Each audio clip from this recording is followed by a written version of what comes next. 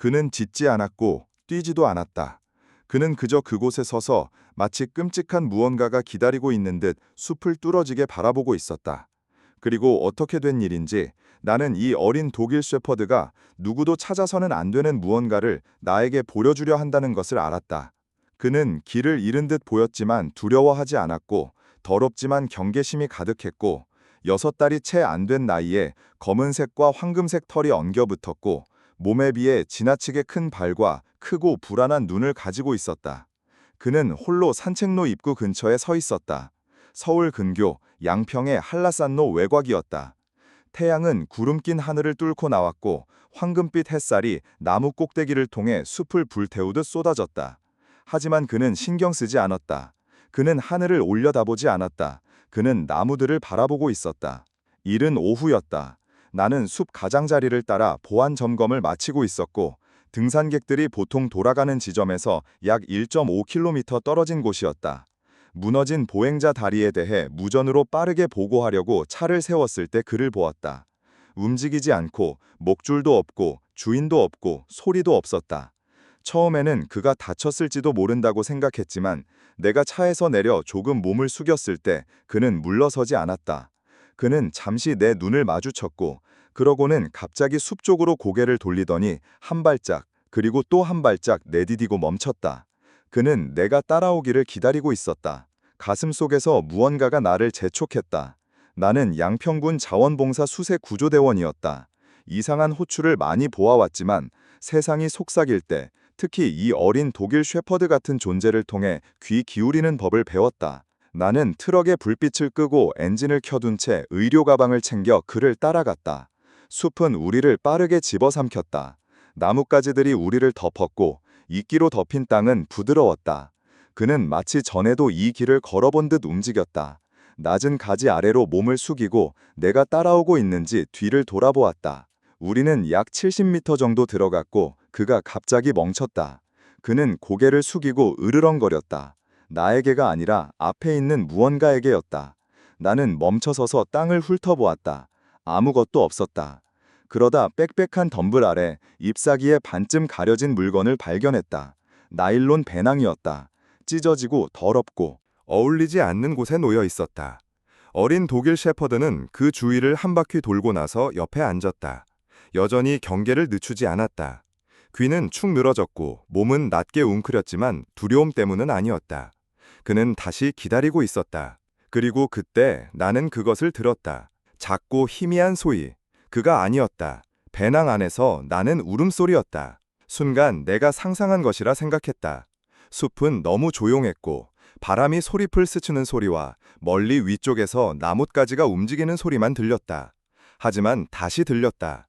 작고 높은 사람의 신음소리. 나는 무릎을 꿇었다. 어린 독일 셰퍼드는 움직이지 않았다. 그는 찢어진 배낭에 몸을 바짝 붙이고 마치 그것을 지키듯 있었다. 그의 온몸은 긴장했고 여전히 경계 중이었다. 나는 천천히 손을 뻗으며 속삭였다. 괜찮아, 친구. 내가 맡을게. 너 정말 잘했어. 그의 눈이 나를 힐끗 보았다. 으르렁거림도 두려움도 없었다. 단지 내가 이름 붙일 수 없는 무언가. 이 어린 강아지가 지닐 수 없을 만큼 깊은 무언가였다. 하지만 그는 그것을 지니고 있었다. 나는 배낭을 가까이 끌어당겼다. 지퍼는 망가져 있었고 억지로 뜯긴 듯 구부러지고 꼬여 있었다. 젖은 아기 물티슈가 빈 젖병이 맨 위에 흩어져 있었고 그 안쪽 깊숙이 담요와 비닐봉지 사이에 그것이 있었다. 악이었다. 몇 줄을 넘기지 않은 빛바랜 초록색 담요에 쌓인 악이었다. 피부는 창백했고 입술은 마르고 눈은 감겨 있었다. 가슴은 아주 약하게 움직였지만 움직이고 있었다. 맙소사. 나는 숨을 헐떡였다. 나는 무전기를 눌렀다. 여기는 7번 유닛. 나는 빠르게 말하며 목소리가 떨렸다. 현재 위치에서 긴급 의료 지원 필요. 한라산로 산책로 입구 서쪽으로 70m. 신생아 발견. 호흡 중. 반응 약함. 7번 유닛 수신. 디스패치가 응답했다. 구조팀 출발. 도착 예상 시간 15분. 신생아 다시 확인. 신생아 확인. 나는 말하며 어린 독일 셰퍼드를 힐끗 보았다. 길 잃은 독일 셰퍼드 강아지가 안내함. 그가 아기를 찾았습니다. 강아지는 소음에 반응하지 않았다. 그는 여전히 아기를 뚫어지게 보고 있었다. 나는 재킷을 입기 위해 펴고 아기의 작은 몸을 조심스럽게 배낭에서 꺼냈다. 아기는 너무 가벼웠다. 너무나 가벼웠다. 나는 맥박을 확인했다. 약했지만 있었다. 체온은 위험할 정도로 낮았다. 나는 아기를 품에 안고 플리스와 플라넬로 감쌌다. 강아지는 더 가까이 다가와 냄새를 맡더니 작고 끊어지는 소리를 냈다. 짖는 소리가 아니었다. 그것은 슬픔 혹은 죄책감 같은 소리였다. 나는 그를 보았다. 너 아기와 함께 있었지, 그렇지? 나는 속삭였다.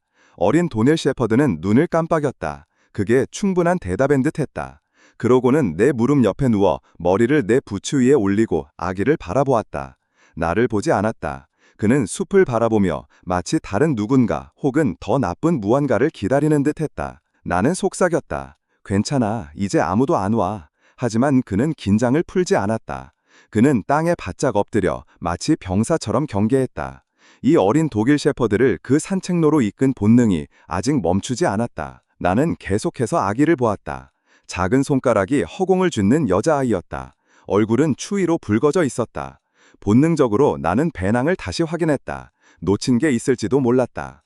그때 그것을 보았다. 젖병과 비닐 기저귀 봉지 사이에 끼워진 구겨진 작은 종이였다. 연필로 쓰여 있고 습기로 얼룩져 떨리는 글씨였다. 저는 이 아이를 돌볼 수 없어요. 저 없이 더 나을 거예요. 저를 미워하지 말아주세요. 아이 이름은 은하로 지으려고 했어요. 목이 메었다. 분노도 판단도 아니었다. 단지 가슴 깊은 곳을 짓누르는 무게였다. 이 아기를 버린 사람은 어둠 속으로 사라진 게 아니었다.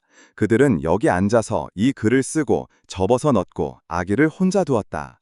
하지만 아기는 혼자가 아니었다. 어린 독일 셰퍼드가 코로 내 다리를 살짝 밀었다.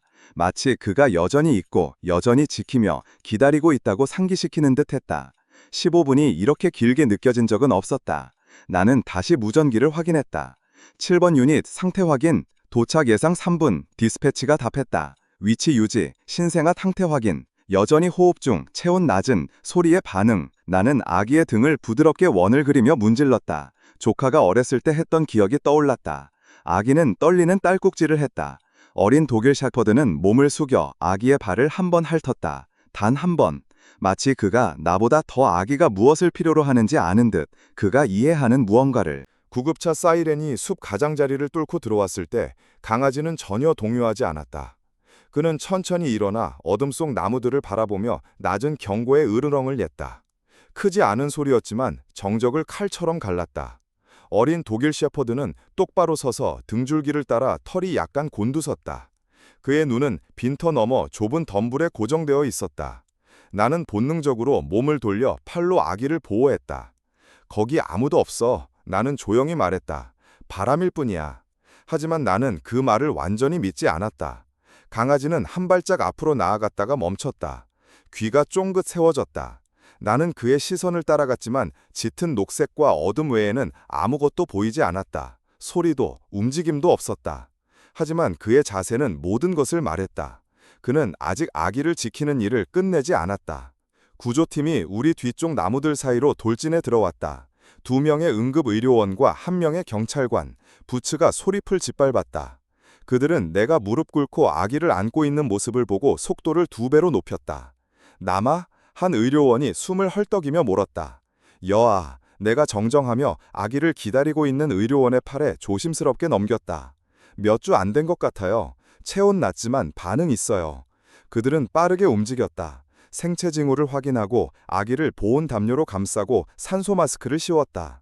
나는 자동적으로 질문에 대답했지만 내 목소리는 나 자신에게도 멀게 들렸다. 그리고 그 모든 시간 동안 어린 독일 셰퍼드는 꿈쩍도 하지 않았다. 그는 배낭 근처에 서서 가슴을 내밀고 여전의 나무들을 응시하고 있었다. 이 개가 당신 개인가요? 경찰관이 나에게 물었다. 나는 고개를 저었다. 아니요, 이 녀석이 아기를 찾았어요.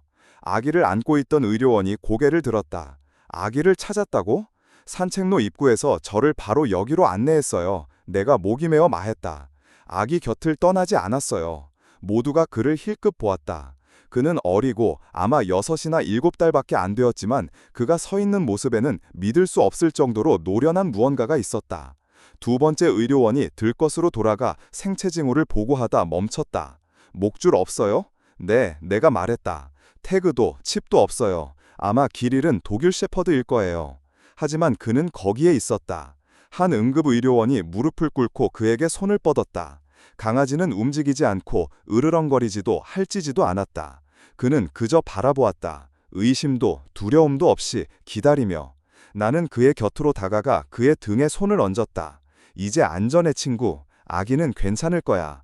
그는 나를 보지 않았다. 그는 나를 지나 그 빽빽한 숲을 바라보았다. 누가 아직 저기 있는 거로 생각하는 건가? 경찰관이 물었다. 나는 망설였다. 모르겠어요. 내가 조용히 말했다. 하지만 이 녀석은 알아요. 그리고 내가 그를 만난 이후 처음으로 어린 독일 셰퍼드가 날카로운 짖음 소리를 냈다. 단 한 번, 메아리 치는 소리, 마치 병사가 아직 끝나지 않았다고 알리는 듯했다. 그 짖음은 도전처럼 나무들 사이로 울려 퍼졌다. 공황도 두려움도 없이 단호하게 주의하라 라고 말하는 소리였다. 그리고 우리는 그랬다. 경찰관은 본능적으로 손전등을 꺼내 덤불 속으로 비쳤다. 나머지 팀은 멈췄다. 아기는 이미 구급차에 실렸고 그녀의 약한 울음소리는 이제 부드럽게 작동하는 기계 소리로 바뀌었다. 하지만 어린 독일 셰퍼드는 자리를 떠나지 않았다. 그는 나침반이 보이지 않는 무언가에 고정된 듯 굳어 있었다. 그의 숨쉬는 고르고 몸은 고요했으며 꼬리는 늘어졌지만 겁에 질린 듯 꽉 끼지는 않았다. 경계하며 단단히. 나는 목소리를 낮췄다. 우리에게 뭘 말하려는 거지 강아지? 손전등이 무언가를 스쳤다. 사람이 아니라 금속, 유리의 반짝임이었다. 경찰관은 조심스럽게 다가가며 붓으로 나뭇가지를 밟았다. 나는 몇 걸음 뒤에서 따라가며 강아지를 한쪽 눈으로 지켜보았다. 그는 다시 낮게 으르렁거렸다. 조용하고 절제된 소리였다. 그리고 나는 그것을 보았다. 두 번째 배낭이었다. 숨겨진 것도 아니고 누군가가 묻으려다 마음을 바꾼 듯 잎사귀 더미에 던져진 것이었다. 지퍼가 반쯤 열려 빈 우유병, 찢어진 천조각, 물에 망가진 휴대전화가 드러났다. 화면은 금이 같지만 온전했다. 경찰관은 장갑을 끼고 배낭 옆에 무릎을 꿇었다. 부모의 것일 수도 있어. 그가 중얼거렸다. 아니면 이 아기를 버린 사람의 것일 수도. 그는 지퍼를 완전히 열었다. 기저귀, 근처 약국의 영수증, 봉투. 그 안에는 또 다른 종이가 있었다. 이번엔 더 길었다. 몇 시간 동안 기다렸지만 아무도 오지 않았어요. 누군가 도와줄 거라 생각했어요. 저는 아기를 이 개와 함께 두었어요. 그게 유일하게 남았던 거예요. 달리 뭘 해야 할지 몰랐어요. 나는 침을 삼켰다. 경찰관이 고개를 들었다. 그들은 여기 오래 있었어. 이건 공황 상태가 아니라 의도적인 거야. 그리고 어린 독일 셰퍼드는 그는 우리를 따라오지 않았다. 그는 다시 첫 번째 배낭 옆에 앉아 있었고 여전히 같은 방향을 응시하며 그의 일이 끝나지 않았다는 듯. 나는 걸음이 목적이 있었다. 경찰관은 내 바로 뒤에서 따라왔고 그의 손은 여전히 허리띠에 얹혀 있었다. 그의 무전기에서 나는 지직거리는 정적 소리를 들을 수 있었지만 그는 사용하지 않았다. 우리는 몇 분 동안 말없이 강아지를 따라갔다. 그가 쓰러진 통나무에서 냄새를 맡기 위해 한 번 멈추더니 왼쪽으로 방향을 틀어 땅에 얕은 오목한 곳으로 들어갔다. 그때 우리는 방수포를 보았다. 작고 올리브색이었으며 소립과 덤불에 반쯤 덮여 있었다. 임시 대피소였을까? 아니면 그냥 숨는 장소였을까? 그리고 그 옆에는 낡은 신발 한 짝이 있었다. 어린 독일 셰퍼드는 멈춰섰다. 그의 근육은 긴장했다. 그는 짖거나 으르렁거리지 않고 그저 경비병처럼 서서 그가 설명할 수 없는 무언가를 지켰다. 경찰관은 천천히 다가가 방수포 근처에 무릎을 꿇었다. 그는 손전등으로 한쪽 끝을 들어 올려 아래를 들여다보았다. 비어 있었지만 최근에 사용된 흔적이 있었다. 땅은 꺼지고 땀으로 축축했다. 구겨진 후드티와 지은이라고 마커로 쓰여 있는 일회용 커피컵이 있었다. 누군가 여기서 잤어. 그가 중얼거렸다. 아직 근처에 있을지도. 나는 강아지를 보았다. 넌 우리를 일부러 여기로 데려왔지? 그렇지. 그는 뒤를 돌아보지 않았다. 귀는 높이 세워졌고 코는 공기를 맡으며 떨렸다. 그는 두 걸음 더 나아가 멈췄고 다시 나무들을 응시했다. 그때 우리는 소리를 들었다. 바스락거리는 소리, 그리고 기침 소리. 경찰관은 손을 들어 내가 멈추라는 신호를 보냈다. 그는 앞으로 나아가며 손전등을 다시 비췄다. 이번엔 어둠 속에서 창백한 얼굴을 포착했다. 한 여성이었다. 그녀는 지쳐 보였고 더럽고 손이 떨리고 있었다. 그녀는 도망치거나 소리를 지르지 않고 그저 패배한 표정으로 서 있었다.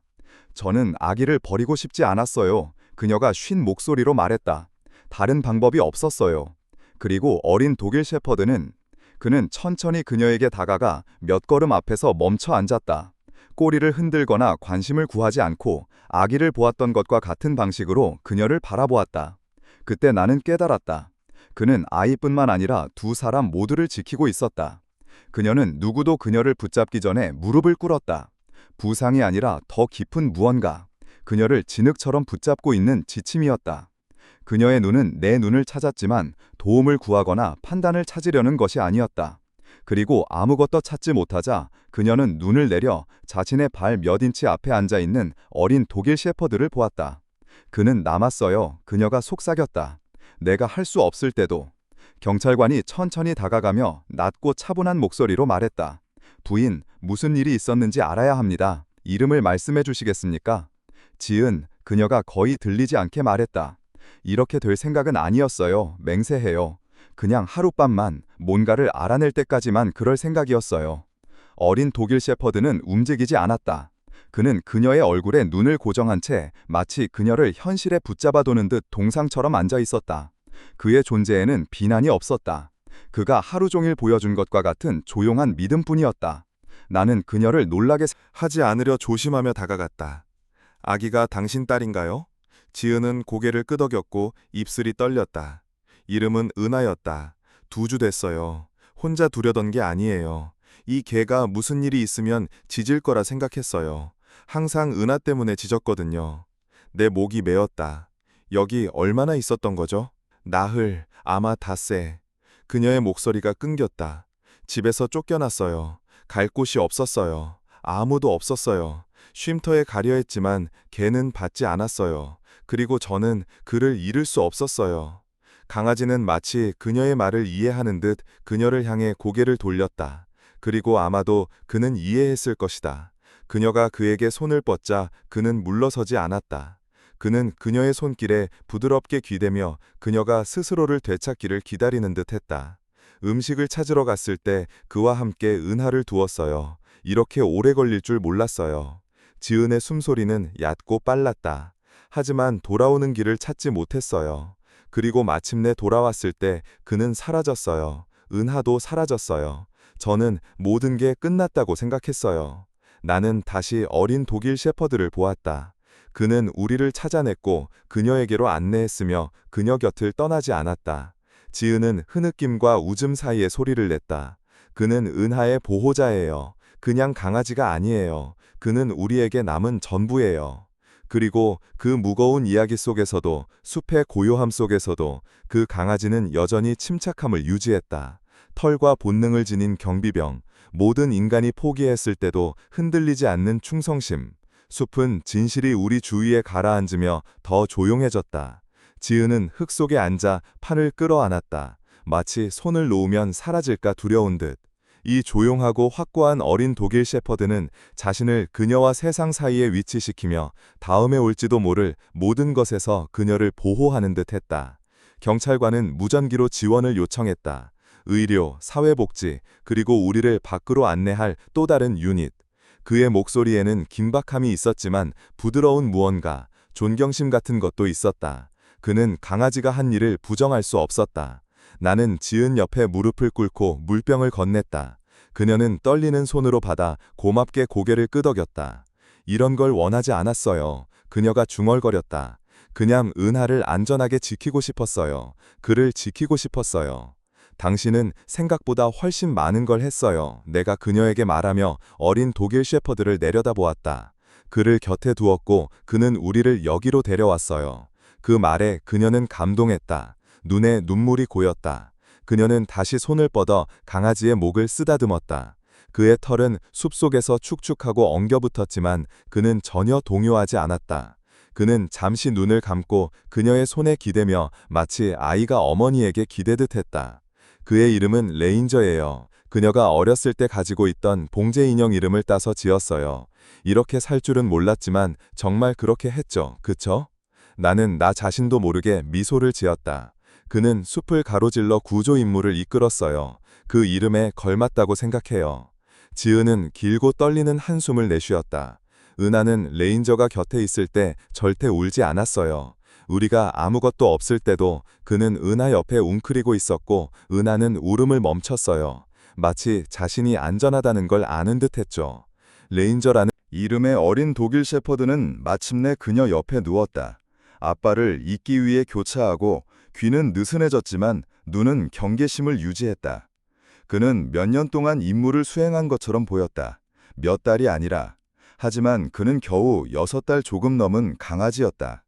그럼에도 그는 두 사람을 지켰다.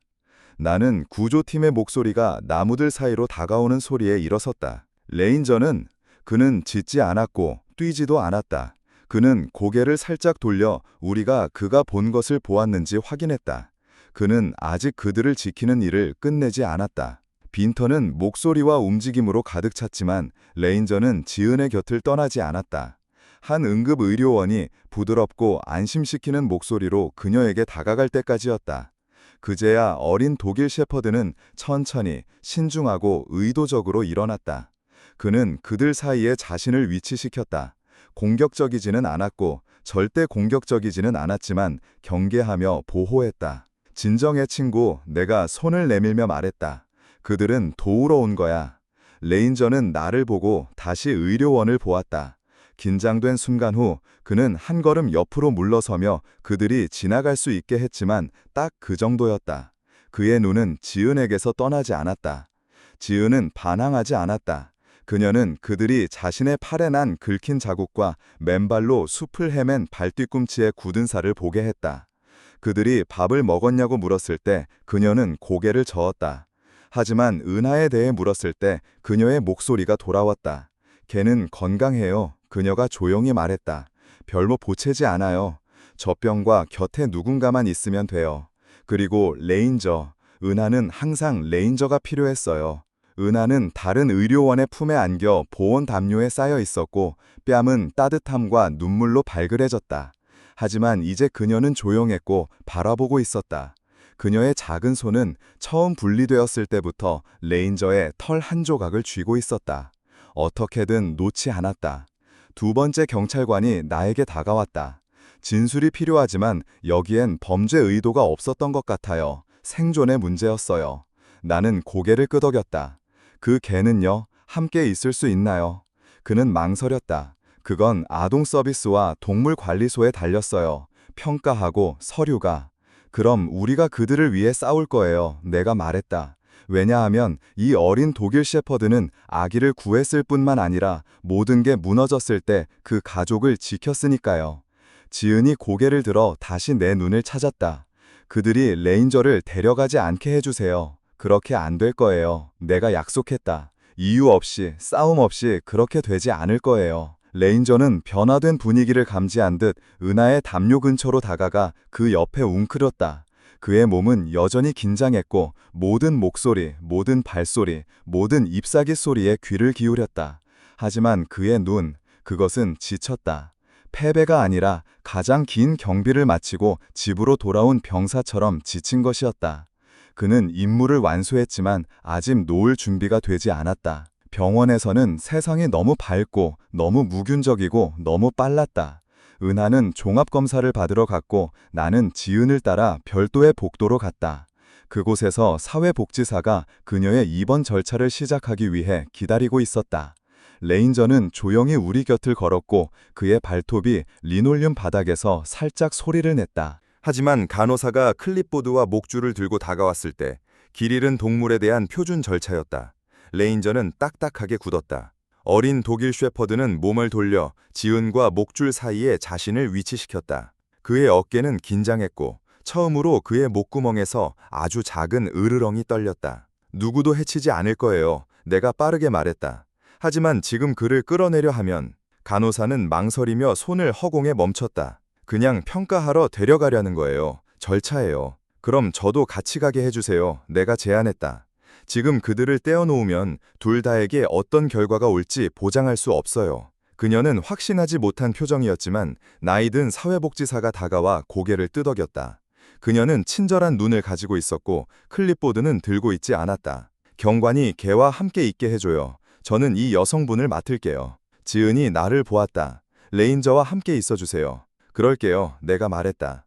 나는 레인저 옆에 무릎을 꿇고 조용히 속삭였다. 자, 친구. 그냥 빠른 검사야. 너 혼자 두지 않을게. 약속해. 시간이 좀 걸렸지만 레인저는 따랐다. 그는 가까이부터 병원의 동물 서비스 날개에 연결된 수의사 스테이션으로 나를 따라갔다. 기술자들은 최대한 부드럽게 하려 했다.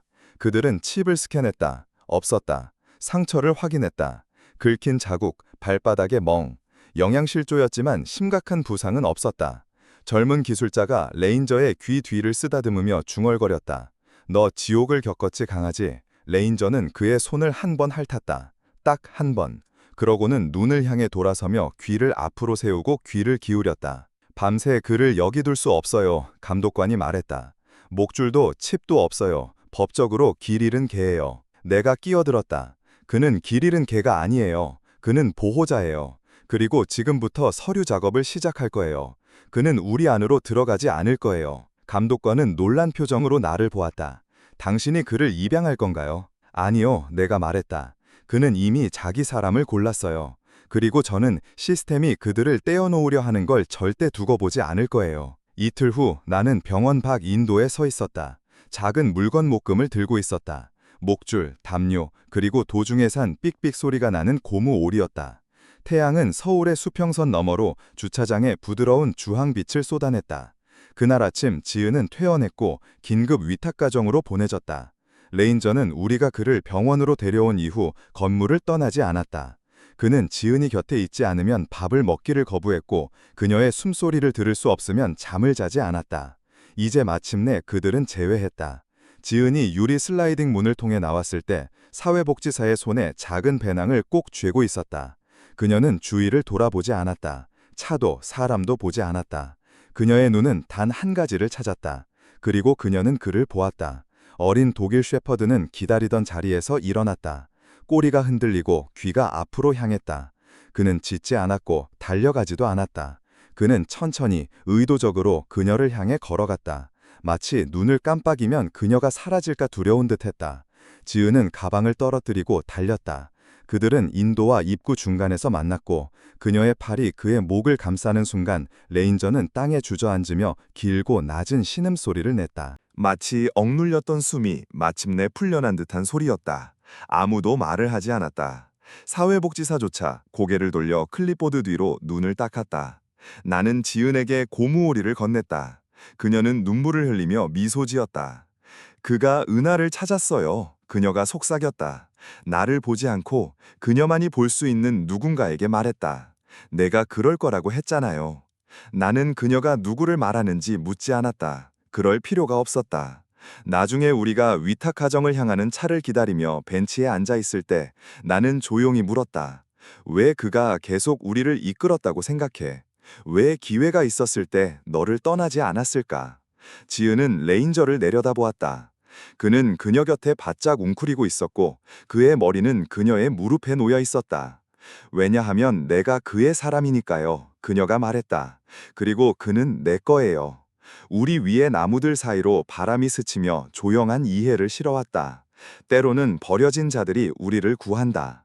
어떤 이야기는 설명할 필요가 없다. 단지 느껴지면 된다. 이 어린 독일 셰퍼드는 망토를 입지 않았다. 그는 명령을 짓거나 벽을 부수지 않았다. 그는 단지 아무도 없는 한 사람을 포기하지 않았다. 그리고 그렇게 함으로써 그는 우리 모두에게 충성의 진정한 의미를 상기시켰다. 레인저는 길 잃은 개가 아니었다. 그는 안내자, 보호자, 그리고 가장 어두운 숲속에서도 우리를 빛으로 이끌 준비가 된 누군가가 있다는 상징이었다. 지은은 이제 안전하다. 그녀는 회복 중이고 그도 마찬가지다. 그들은 대부분의 사람들이 잊어버린 곳에서 서로를 찾았다. 그들 사이에 조용하고 강하며 깨지지 않는 유대는 두 사람 모두를 구했다. 우리의 브레이브 포스 가족에 합류하세요. 그들의 목소리가 되어주세요. 그들의 희망이 되어주세요.